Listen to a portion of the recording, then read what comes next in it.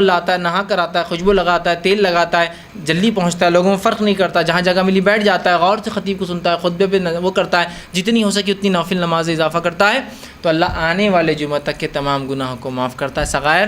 صرف یہ ضروری ہے کہ وہ کبیرہ گناہ نہ کرے، ہے نا. کتنی فضیلت ہے جمعہ کی، اور کیے جانے والے اعمال بھی دونوں ایک ساتھ آ رہے ہیں، اس لیے میں نے فضیلت میں الگ سے روایتیں نہیں رکھی. یہ فضیلت بھی ہے اور کیے جانے والے اعمال بھی ہیں. ٹھیک. اسی طرح جو بات پتہ چلتی حدیثوں سے کہ کیا کرنا ہے جمعہ کے دن، وہی ہے کہ امام کے آنے پر گفتگو ترک کر دینا اور کسی چیز سے کھیلنا نہیں ہے. مطلب امام آ رہا ہے تو انسان بیٹھتا ہے، کبھی کوئی بات ہو جاتی ہے کہ یہ کر لو، کچھ ہوتا ہے ایسا، کبھی خالی وقت ہے، جلدی پہنچ گئے نا، جماعت ہے سمجھ لیجیے جمعہ کی کھڑی تو 1:15 بجے، اور کوئی انسان 12 بجے پہنچ جائے جبکہ ابھی اذان بھی نہیں ہوئی دوسری، تو وہ بیٹھ سکتا ہے، بات کر سکتا ہے، کوئی چیز ضروری ہے اگر اس کو سمجھتا ہے، کسی کو بات نصیحت کر دے کچھ بیٹھے بیٹھے. لیکن اب خطیب آ گیا تو بالکل خاموش، اور خطیب جب آ گیا اور ممبر پر پہنچ گیا تو خاموشی اختیار کرنا آپ فرماتے ہیں. اور کہتے ہیں، یہ صحیح مسلم کی روایت ہے، آپ فرماتے اور کہتے ہیں اذا قلت لصاحبک یوم الجمعۃ والامام یخطب انصت فقط لغوت. اگر تو نے مطلب اتنا خاموش رہنا ہے کہ اگر تو نے جب امام آ جائے ممبر پر اور خطبہ دے اور اپنے بھائی سے یہ کہا خاموش رہو، تو تو نے لغو کام کیا، تو نے اپنے جمعہ کو ضائع کر دیا. اب آپ کہیں گے یہ کیسی بات ہے کہ ایک آدمی دوسرے آدمی کو کہہ رہا ہے خاموش رہو، تو اس میں کیا غلطی ہے؟ اس میں بڑی حکمت ہے، بڑی حکمت ہے. ایک آدمی مسجد میں آ کے نیوسنس کریٹ کر رہا ہے، کچھ بھی باتیں کر رہا ہے نا، لیکن اس کی آواز ایک آدمی کی ہے. اب اگر پوری مسجد بولیں گے تو پھر کیا ہوگا؟ پوری مسجد نیوسنس کریٹ کرنا شروع کر دیں گے. حکمت کیا کہی گئی؟ اس کو کہنے دو، تم کچھ مت کہو اسے، اس لیے کہ اگر تم اس کو خاموش کہو گے خاموش بیٹھو، تم نے لغو کیا. پھر ایک بچہ چلا رہا ہے، ایک کی آواز ہے، اگر اس کو بڑا بچے گا چھپ جمعہ کی نماز ہے خاموش بیٹھ، اس سے ہوں گا کیا؟ 2 ہوں گے. پھر وہ دوسرا دیں گا جمعہ ہے نا، تم کو سمجھتا نہیں کہ خاموش رہنا. تیسرا بولیں گے ارے یار تم لوگ پورے آواز کر رہے، جمعہ کے دن خطیب کھڑا ہے. پھر خطیب پریشان ہے، کہیں کیا چل رہا ہے اس مسجد کے اندر یار، کوئی سننے کو تیار ہے نا. تو کیسی حکمت ہے کہ کوئی کسی کچھ نہ کہے، آٹومیٹک سب خاموش ہو جائے. کوئی آواز کر رہا ہے کرنے دیجیے، آپ خاموش رہیے، آپ کی خاموشی اس کے لیے دلیل ہے خاموش ہونے کی. تو اتنا جمعہ کا ادب ہے اور اتنا خطیب کی خطبہ دیتے وقت خاموش رہنا ہے کہ آپ کسی کو اس کی غلطی پر ٹوک بھی نہیں سکتے یا اس کو یہ بھی نہیں کہہ سکتے تم خاموش بیٹھو، اس لیے کہ تمہارا یہ بولنے سے پوری مسجد ڈسٹرب ہونے والی. خاموش تو تم نے بھی لغو کیا، اور آگے روایت میں آئیں گا جس نے لغو کیا جمعہ کے دن اس کی جمعہ نہیں ہوتی. پھر کتنی اہم بات ہے نا. بالکل آواز نہیں کرنا ہے، خاموشی سے بیٹھنا ہے، ٹھیک، اور کسی قسم کی چیزوں سے کھیلنا نہیں. ایک روایت میں فرمایا جو جمعہ کے دن نماز کے لیے آئے اور کنکریوں سے کھیلے، چونکہ اس زمانے مسجد نبوی ریت تھی، اس میں ریت تو کنکری ہوتی ہے اس کے اندر، کنکریوں سے کھیلے، اس نے لغو کیا، اور جس نے لغو کیا اس کا جمعہ نہیں. اب آج کے زمانے میں چٹائی سے کھیل سکتے ہیں، ہے نا، کچھ بھی مطلب نماز کا وقت ہے اور کچھ بھی پتہ نہیں عجیب و غریب لوگ جو حرکتیں کرتے رہتے ہیں، جس کی کوئی انتہا نہیں. تو یہ لغویات ہے، یاد رکھیے. ایک مرتبہ ایک مسجد میں نے دیکھا کہ اے سی چل رہا تھا اور اے سی نیچے سے کالمز میں سے ہوا آ رہی ہے اس کے اندر. تو ایک جناب وہ نماز خطبہ خطیب دے رہا ہے اور وہاں کھیل رہے، ہوا اتنی اچھی آ رہی، دستی سکھا رہے ہیں، پھر اس پہ کھیل رہے ہیں، وہ دستی اڑ کر اوپر آ رہی ہے، اس کو وہ کر رہے ہیں. پھر ان کے بچے نے بھی دیکھ لیا، اس نے بھی ٹیشو پیپر لا کے اندر ڈال رہا ہوا، ہوا نکل کے آ رہی ہے اسے. یہ بھی لغو ہے. شطرنجیوں سے کھیلنا لغو ہے نا. اسی طرح کنکریاں اگر آپ کسی میدان میں پڑے تو لغو ہے. کسی چیز کو بیٹھے بیٹھے آپ بس کوریدتے رہتے، یہ سب لغو ہے. مطلب یہ کہ کانشیسلی انکانشیسلی خطبہ سننا ہے، تم کہیں بھی اپنے ہاؤ باؤ ہاتھ پیر کہیں بھی نہ ہو، پورا کانسنٹریٹ خطیب کی طرف. اور ظاہر سی بات ہے جب کوئی چیز سے انسان کھیلیں گا تو اس کا تھوڑی کانسنٹریشن ادھر رہے گا، ہے نا. تو کہا کھیلنے سے بھی منع کیا اور خاموش بٹھانے سے بھی منع کیا. اسی طرح آپ نے اور فرمایا اور کہا من مسل حسا فقط لگا ومن لگا فلا جمعۃ لہو. جس نے جو ہے کنکریوں سے کھیلا جمعہ کے دن، چونکہ اس زمانے کنکریاں تھیں، تو اس نے جو ہے لغو کیا، اور جس نے لغو کیا اس کا جمعہ نہیں ہوتا. کتنی اہم بات ہے نا، کتنی اہم بات ہے.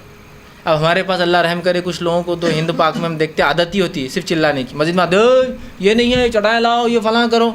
آپ کر سکتے جمعہ میں چٹائی میں کمی ہے، آواز برابر نہیں آ رہی، لیکن یہ بالکل خاموشی سے آپ جائیں گے، چٹائی لائیں گے، بچھائیں گے. چونکہ ضروری ہے باہر گرمی ہے، دھوپ کی شدت ہے، آدمی نیچے نہیں بیٹھ سکتا، لیکن چلانا، چیخنا، پورا مینجمنٹ اپنی جو ہے پورا جس کو کہیں گے لیڈرشپ دکھانا شروع کر. جمعہ چل رہا اور لیڈرشپ چل رہی ان کی ادھر، یہ بچھاؤ، سمجھتا نہیں کہ ہمارے اتنے لوگ آتے ہیں مسجد میں، یہ ان کا اپنا چلتے رہتا. یہ جمعہ کے بعد بھی ہو سکتا ہے، یہ بعد میں مینجمنٹ کو بولا جا سکتا ہے، اتنے ہی شدت سے بولا جا سکتا ہے، بعد میں تو لوگ اور زیادہ ہوں گے اگر آپ کو لوگوں کو بتانا ہی ہے تو، لیکن وہاں ہم کرتے چونکہ ہم کو ادب ہی نہیں پتہ جمعہ کا۔ اس کے برعکس بدعت کا ادب پوچھیے ان کو کہ پوریاں بناتے وقت کا کیا ادب رہتا، جو ہے 22 رجب کے جو کنڈے بناتے ہیں، او ہو وہاں آواز نہیں کرنا، غسل لے کر جانا، دیکھیے کیسی باریک۔ جمعہ کو ہماری عورتوں غسل بولے تو نہیں ہوتا، 22 رجب کو وہ پوریاں بناتے تو اس کے پہلے نہانا پڑتا۔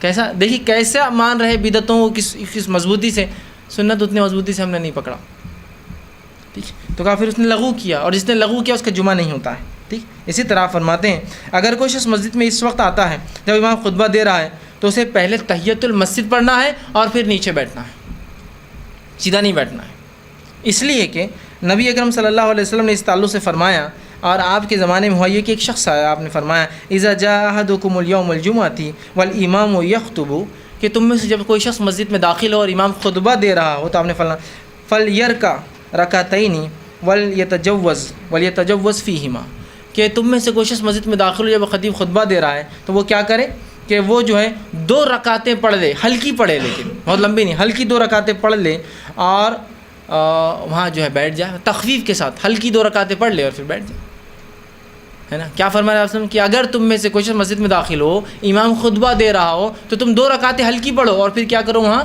بیٹھ جاؤ۔ ہمارے پاس کیا ہوتا ہے، خطبہ چل رہا ہے تو نماز نہیں پڑھ سکتے، تو پھر وہ خطبے میں آتا ہے ایسا جھکتے جھکتے آتا اور اندر گھس جاتا خطبے میں۔ اس کے بعد پھر خطیب خطبے کے بعد، اچھا یہ خطبہ اردو ہے عربی بھی نہیں، یہ بولتے ہیں جس نے نماز نہیں پڑھی پڑھ لے، تو پھر سب پوری مسجد اٹھ جاتی، اور ایسا لگتا ہے کبھی کوئی نیا آدمی کو جماعت کھڑی ہو رہی ہے وہ بیچارہ کھڑے ہو جاتا، اگر سمجھو وہ غیر اردو زبان کا آدمی ہے اس کو لگتا ہے سب کھڑی ہو رہی ہے، وہ بھی کھڑا ہو جاتا ہے، بعد میں دیکھتا سب اپنی اپنی نماز مان رہے ہیں، ہر آدمی اپنی اپنی کر رہا ہے۔ اور اس عمل کی وجہ سے کہ دوران خطبہ ہمارے پاس روکا جاتا ہے نماز پڑھنے سے، جبکہ رسول اللہ نے حکم دیا، بلکہ آپ ایک بار جمعہ کا خطبہ دے رہے تھے، ایک شخص آ کر بیٹھ گیا، آپ نے کہا اے شخص نماز پڑھ لے پھر بیٹھ، وہ شخص کھڑا ہوا نماز پڑھا اور پھر بیٹھ گیا، آپ نے اسے پڑھنے کا حکم دیا نماز، تاکہ وہ تحیۃ المسجد پڑھے اور اس کے بعد بیٹھے۔ ہمارے پاس یہ حال ہے کہ کوئی آ کر اگر نماز پڑھے، ارے خطبہ چل رہا ہے اردو، ویسے خطبہ جمعہ کے 2 ہونے چاہیے، ہمارے پاس خطبہ جمعہ کے 3 ہوتے ہیں، ہے نا۔ ایک اردو میں پہلی اذان کے بعد ممبر سے نیچے، ایک عربی میں دوسری اذان کے بعد ممبر کے اوپر، پھر خطیب بیٹھتا ہے بیچ میں ایک بار پھر کھڑا ہوتا ہے، پھر وہ تیسرا ہوتا ہے، مطلب دوسرا خطبہ عربی میں ممبر پہ سے، جبکہ رسول اللہ کے زمانے میں خطبے صرف 2 ہوا کرتے تھے۔ اب دوسری اذان کے بعد، مطلب معاف کرنا آپ کے زمانے میں تو دوسری اذان نہیں ہوتی، ایک ہی ہوتی، اذان کے بعد خطیب کھڑا ہوتا سیدھا ایک، اس کے بعد بیچ میں بیٹھ کر اٹھتا 2۔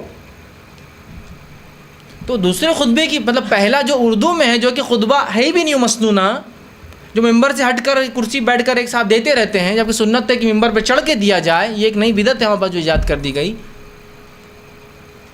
اور حد یہ ہے کہ پھر اس میں نماز نہیں پڑھنے دے رہے آپ۔ اور چونکہ بعد میں اعلان ہوتا ہے کہ جس نے نفل نہیں پڑھی پڑھ لے، سب اٹھ کر پڑھتے ہیں، تو جو پہلے آتا ہے وہ اس لیے نہیں پڑھتا ہے کہ بعد میں سب پڑھیں گے تو اچھا لگتا ہے اپن بیٹھے ہوئے ہیں، تو اس نے بھی نہیں پڑھتا ہے، ایک سنت تو ختم کرتا ہے، جمعہ میں بیٹھ جاتا ہے، پھر اعلان ہوتا ہے کہ پڑھ لو تو پھر سب کھڑے ہوتے ہیں، پوری مسجد ایسی کھڑی ہوتی ہے جیسا کہ جماعت کھڑی ہو رہی ہے، لیکن سب اپنی اپنی پڑھتے ہیں، پھر خطبہ اذان ہوتی ہے اور پھر خطبہ ہوتا ہے۔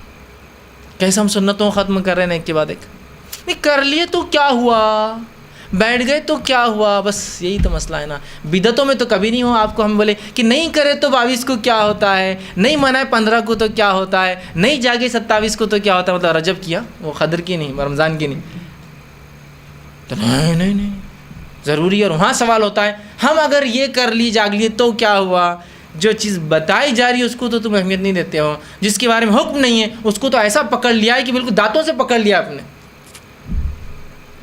بہرحال اس چیز کو سمجھنے کی ضرورت ہے، ٹھیک۔ اسی طرح جو ہے تو امام خطبہ دے رہا 2 رکعت پڑھ کے بیٹھ جائے۔ اسی طرح جو ہے جو شخص مسجد میں بیٹھنے والوں کی جو ہے گردنیں پھلانگتے ہوئے نہ آئے اور نہ ہی ان کے درمیان فرق کر کے بیٹھے، اس لیے کہ آپ کے زمانے میں ایک شخص جمعہ کے لیے آیا اور گردنیں پھلانگتے ہوئے وہ اوپر سے پیر ڈالتے ہوئے آنے لگا، آپ نے فرمایا اور کہا اجلس فقط ازیت، بیٹھ جا، تو نے تکلیف دی لوگوں کو، اور وہ بیٹھ گیا، چونکہ تکلیف دینے والی بات ہے، ٹھیک۔ اسی طرح جو ہے جمعہ کی اذان کے بعد خرید و فروخت کرنا یاد رکھیے حرام ہے، دکانیں بند کرنا، اس لیے کہ اللہ نے کہا سورہ جمعہ کی آیت نمبر 9 کے اندر کہ یا ایھا الذین آمنوا اذا نودی للصلاۃ من یوم الجمعۃ فسعوا الی ذکر اللہ وذروا البیع، جب تم اے لوگو ایمان لانے والو اذان سن لو جمعہ کی تو اللہ کے ذکر کی طرف دوڑو، نماز کی طرف دوڑو، خطبہ سننے کے لیے دوڑو اور اپنے تجارت کو بند کر دو۔ تجارت بند کرنا یہ کرنا حرام ہے اور بند کرنا واجب ہے ہم پہ۔ اسی طرح جمعے کی ادب فضیلت اور جو چیز ہم کو کرنا وہ یہ کہ جمعہ کے رات اور دن سورہ کہف پڑھنا چاہیے، کبھی بھی جب بھی موقع ملے۔ رات اور دن سے مراد جمعرات، ہمارے پاس چونکہ وہ جمعرات، وہ جمعے کی رات کو بولتے ہیں جمعرات، اور جمعہ کا دن، اور رات پہلے آتی ہے اسلام میں، دن بعد میں، تو جمعرات جب گزر جاتا ہے اس کی جو رات آتی ہے وہ ہوتی ہے جمعے کی رات اور دن، تو سورہ کہف ان میں سے کبھی نہ کبھی پڑھنا چاہیے، اس لیے کہ آپ نے فرمایا اور کہا، یہ مستدرک حاکم کی روایت اور صحیح، آپ نے فرمایا من قرأ سورۃ الکہف فی یوم الجمعۃ ازالہ من نور ما بین الجمعتین، جو شخص سورہ کہف کو پڑھتا ہے تو ایک جمعہ سے دوسرے جمعہ تک ایک نور اس کے لیے جو ہے چمکتا رہتا ہے۔ تو کوشش کرے جمعہ کے دن سورہ کہف پڑھنے کا اہتمام کرے۔ اسی طرح جو ہے رسول اللہ صلی اللہ علیہ وسلم جمعہ کے دن جو ہے رسول اللہ صلی اللہ علیہ وسلم پر جمعہ کے دن کثرت سے درود بھیجنا چاہیے۔